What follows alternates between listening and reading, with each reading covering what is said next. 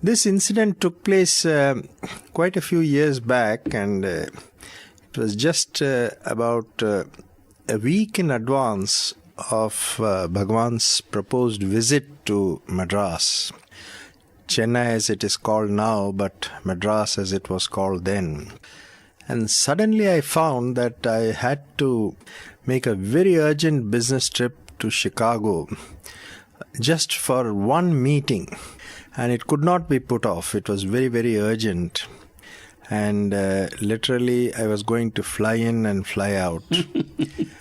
And in those days, Bhagawan was in the old Vrindavan building in Bangalore at that time. So I went down there to take Bhagawan's permission. And it was in the evening that I reached. I was to leave that night from Madras. And Bhagawan very graciously said, yes, you can go and come back. Anyway, I'm going to come only after a few days. So that was very kind of him. And then he was going... Yeah, I suppose you were anxious not to miss him in Madras. Yes, I did. Certainly, I would never have missed him. I would have cancelled my trip rather than go if it was not going to be possible. But Bhagawan made everything possible. So just as he was about to retire, I was waiting there and with my hands folded. And just before going in, he said, on your way back, stop in such and such place and meet this particular person. I said, yes, Swami, I will do that. And I was waiting for him to tell me what further instructions there are going to be. And just like Bhagawan, he just went inside his chambers and the interview or the meeting I had was terminated. So I was thunderstruck. Now here I'm going to travel thousands of miles to meet an individual without knowing why I'm going there. And what you were supposed to tell him. Exactly. So anyway, I said, well, Bhagawan will sort everything out. And I flew that night to Chicago, finished my meeting, and during the day I called this person in the city that I was supposed to go to see him, and said, I'm coming to see you. That was a long way off from Chicago. It was a 14-hour flight. Oh, that shows off. So he's was sounded a bit curt on the phone and said, why are you coming? I said, I'm coming there, I'll tell you when I get there, because if I told him that I didn't know why I was coming, I'm sure that he would have put an end to the discussion forthwith. So he sounded again a bit curt, but I didn't allow the dialogue to persist, and I said, Sai Ram, and I will see you, I'm arriving by such and such flight. So I left Chicago that evening and flew 14 hours with a stopover in between in the Pacific. It was a technical stop, a refueling stop, and finally reached the city that I was supposed to go to. I was quite tired out. Naturally. And I found, as I came out of the customs area, I found this particular gentleman waiting there. I must say that he is a very wealthy person, a very, very well-to-do, very wealthy person, quite aristocratic in his demeanor. And he was a devotee. He was a devotee on that. And he said Sai Ram to me.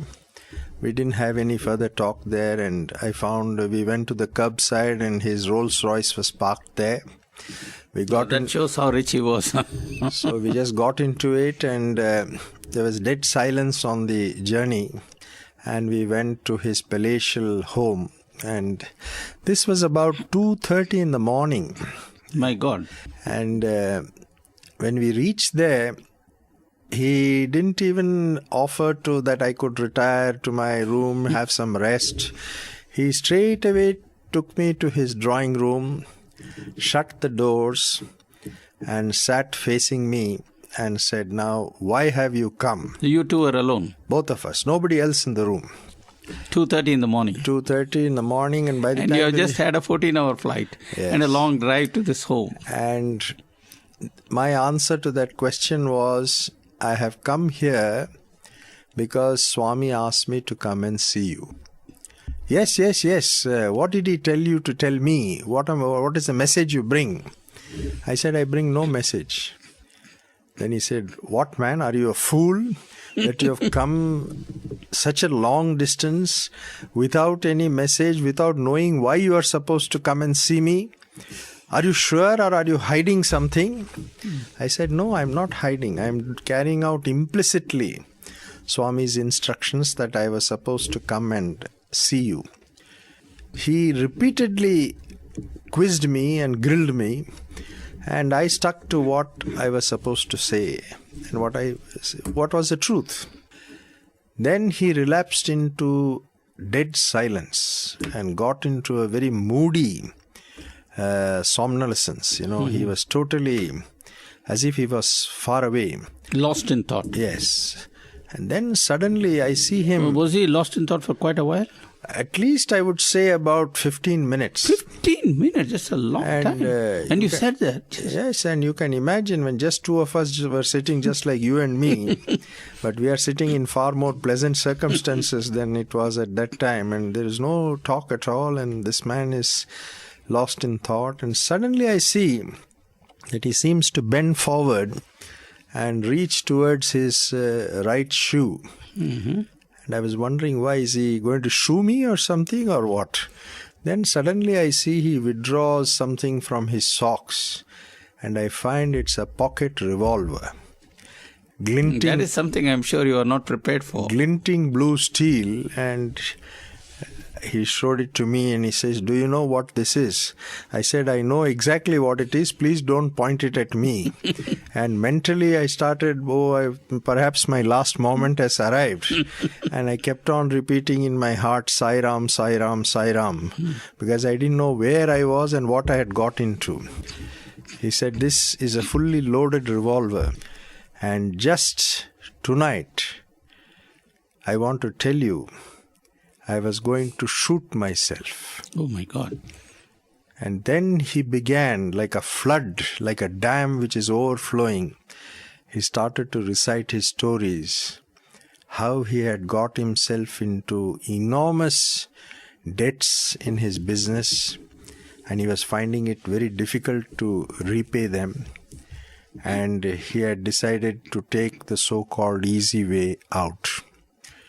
And then he himself said, Bhagawan knew what I was going to do, and that's why he has asked you to come and see me. And we kept chatting for quite some time, and I had a return flight to Chennai that day around early afternoon. So I just had time to have a little wash and have a very, very light breakfast in his house and rush to the airport.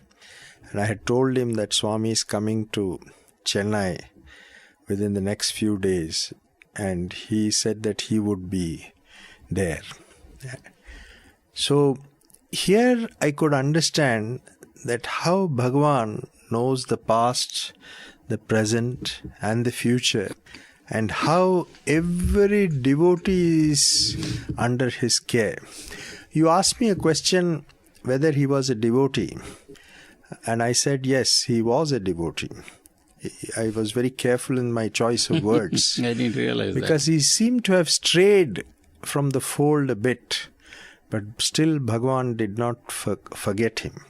Swami sometimes says, you may go away from me, but I won't go away, leave you. I will not let you go. That's exactly what he says. So, in spite of not having come to Bhagavan for quite some time, Bhagavan remembered him and saved him. And here he was coming to Chennai, to Madras, when Bhagavan came there. To take this incident a little further, when he came to Madras, Swami first did not look at him, but he who saved him pretended he didn't exist at all. And later, when we thought that he's going to not see this fellow at all, suddenly called him into the interview room and asked me also to come in. I was not again dumbfounded as to what I have to do between at that moment. But Bhagawan has got his own ways of methods of how to do things and whom to use as what instrument at what time. And then he started to really castigate this fellow. And I was feeling very delicate to translate some of the words. And when I was trying to pass them over, Swami got very angry with me. He said, "No, you are just a loudspeaker. Your only role is to exactly say what I am telling you to say. No editing. No editing whatsoever." And then I exactly followed Bhagawan's instructions. This man burst into tears and wept like a baby. Then finally Bhagawan, in his ever-present, ever-flowing mercy, said, "Now forget the past. Past is past. Everything will be all right for you." And the story had a happy ending, that this man had a lot of properties which could not be sold due to the crash in the prices which took place at that time. But lo and behold, buyers seemed to come mysteriously from somewhere, and he could raise enough funds to meet all his obligations. So this was, I would say, a very, very unique experience for me. And it taught me the lesson that Bhagavan's ways are mysterious. How, when and where he comes to protect you, you do not know. But what we should always be sure, that protect he will. He will always protect us.